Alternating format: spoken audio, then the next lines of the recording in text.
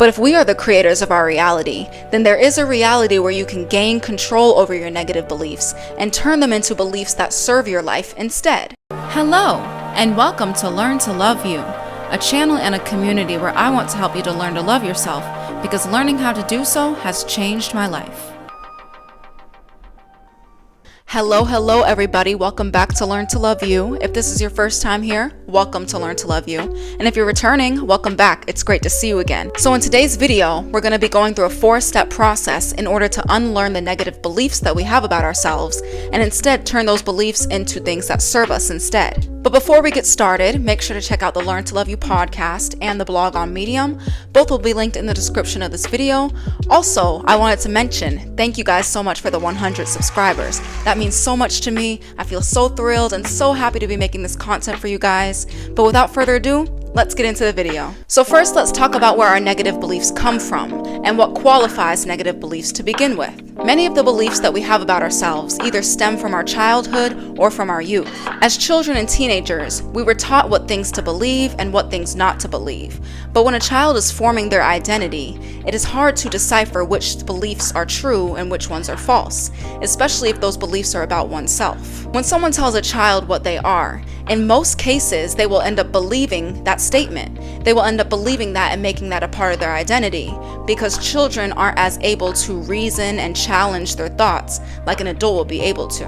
And since they don't have this solid sense of identity yet, this means that children and teenagers on average are more open-minded and more receptive to learning new things and to adopting new ideas and beliefs because they don't have this solid form of identity yet. And I'm not saying that all adults are closed-minded or not open to learning new things, but this is just a more on average statement here. However, the downside to this is that children and teenagers are far more likely to integrate negative ideas and beliefs into their identity because it's something that's still in the making. If you walked up to an adult and you were like, "Hey, you're stupid," the adult honestly might just laugh in your face. They might argue with you, they might get triggered with you, or they would simply just walk away and not believe that statement. But if you told a child the same thing, they really might end up believing that about themselves and personalizing those words. Looking back at your youth, I'm sure that there were times when the people around you projected negative ideas and beliefs onto you, and that might have made you feel some type of way. That might have made you feel like you were those things that they were projecting onto you, and you might still be carrying them now in your adult life. I want you to realize that we did not come into this world believing anything negative about ourselves or believing that we were inadequate in any way, shape, or form. Because inherently, when we came to this world, we already knew that it was with us to begin with.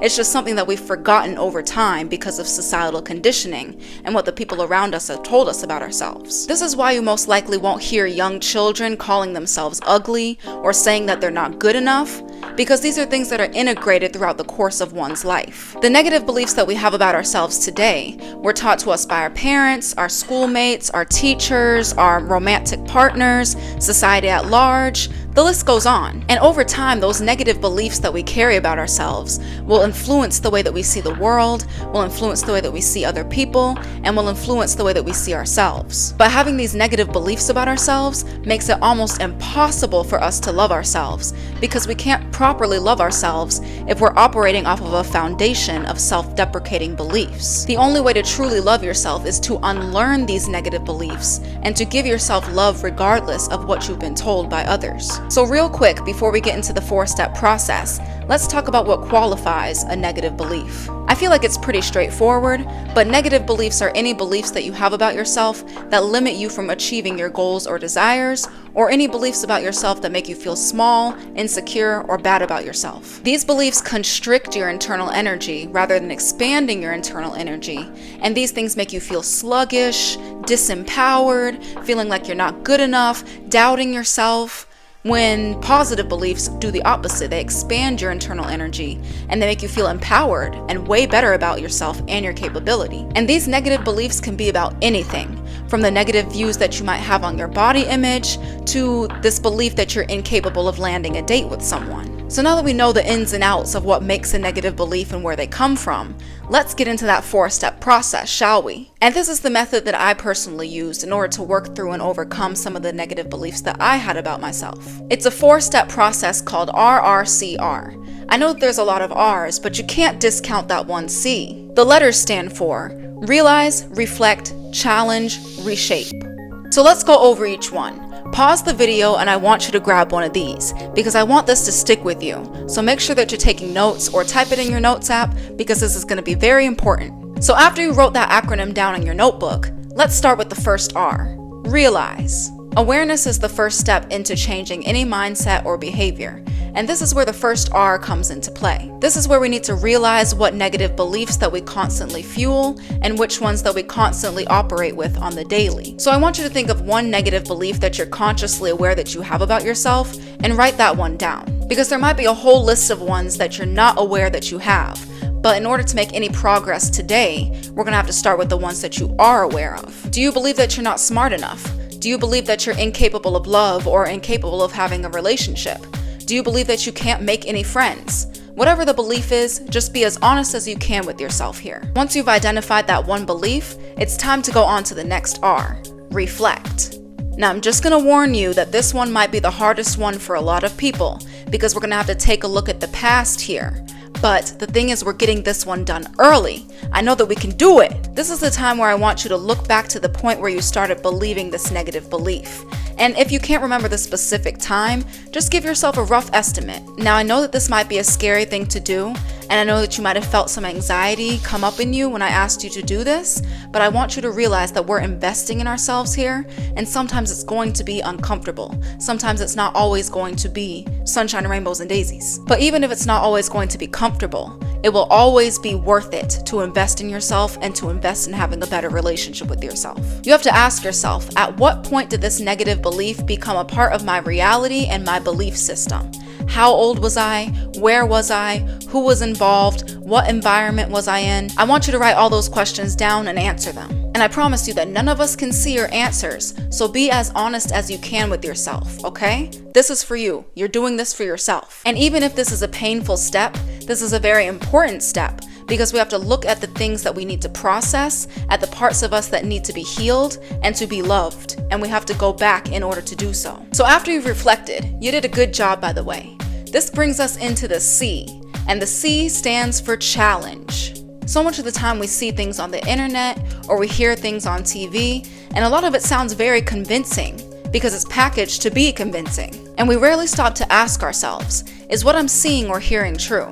Because I guarantee you that not everything that you see on the internet or hear on TV is true. But I'm not talking about this video here. No. This video is an exception. This video has the meat and potatoes that you need, okay? But the same can also be said about our negative beliefs. Just because we believe them does not make them true. And we can also stop to challenge our negative beliefs and ask them why they're here in the first place. But we have to make the conscious effort to stop our negative beliefs in their tracks when they come up and ask them the question, why?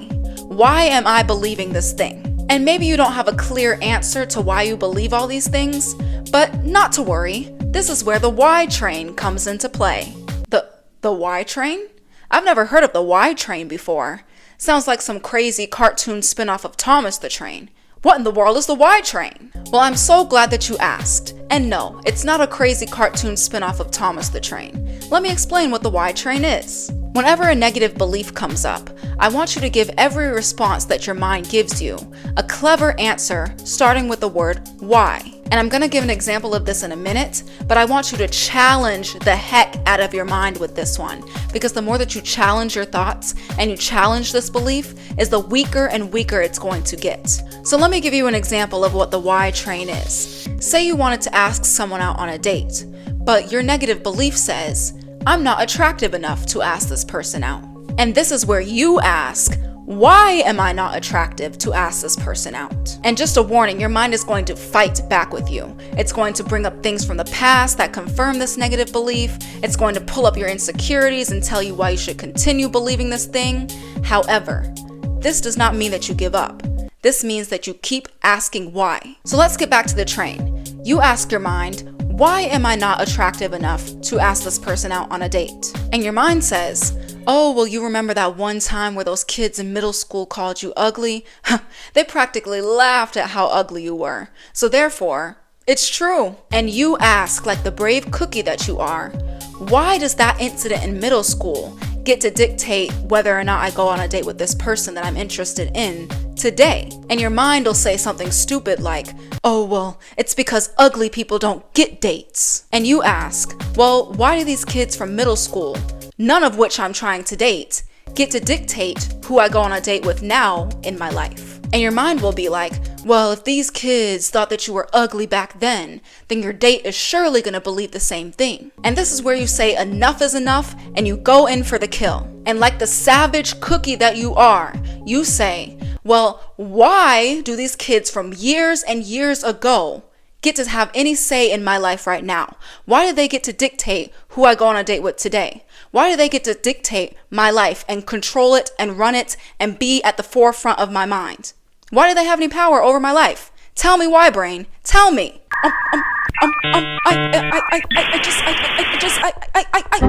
And did you see that?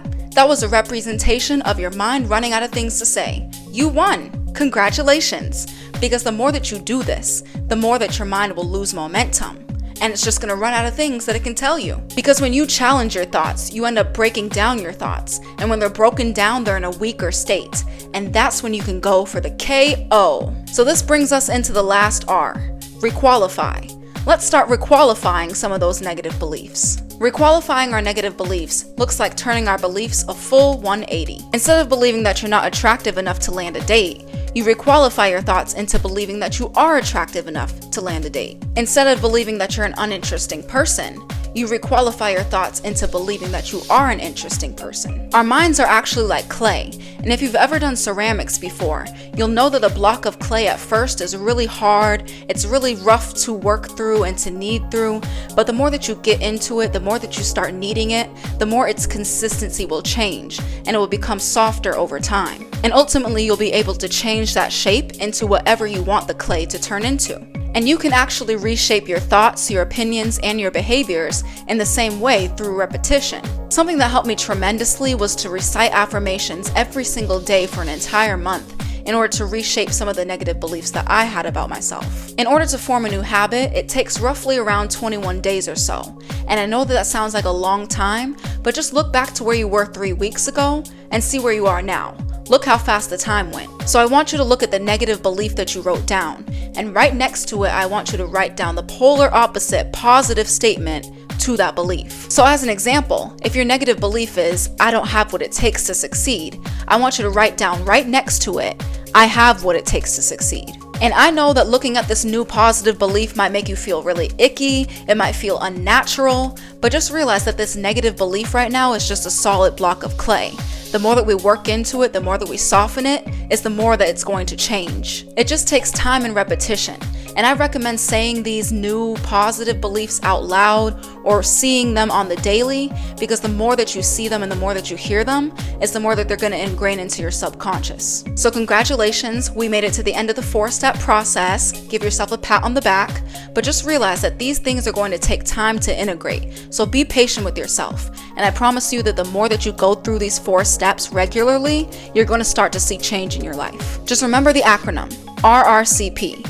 Realize, reflect, challenge, and reshape. I also want you to know that believing in something is actually a choice, and we have the choice to change or reshape our beliefs at any time because we are very powerful as human beings. And even if you believe that you have no control over your negative beliefs, that right there is a negative belief. So therefore you have the power to change it and to reshape it. It's just up to you how you want your beliefs to influence your life. Because either way, if they're positive or negative, they're going to influence your life. Even if you believe the same negative things about yourself for years, there's nothing stopping you from changing those negative beliefs into positive ones. The choice is just ultimately up to you. The more that you think that you can't change your negative beliefs is the more that you give them power over you.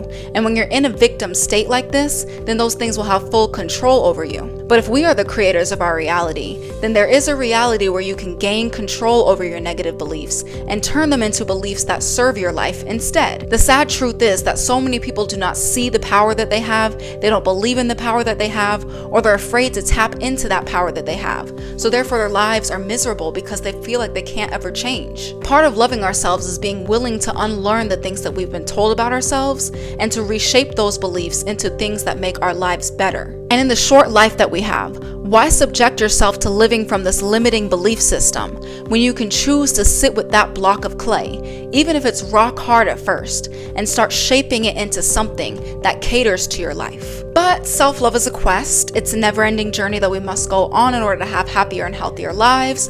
So allow me to take this journey with you and allow me to be your guide along the way. And we will learn to love ourselves together day by day, little by little, and piece by piece. You guys did great today. But thank you guys so much for watching this video. If you enjoyed it, please hit the thumbs up button and the subscribe button down below. Also, make sure to share this 4-step process with a friend if you feel like they need help requalifying their own negative beliefs. And just remember that this is going to take time. It's not going to happen overnight, but the more that you're patient with yourself and the more that you're consistent with this, I promise you that you're going to start to see changes. Just remember that I will always believe in you, but I just want you to believe in yourself. I'll see you next time.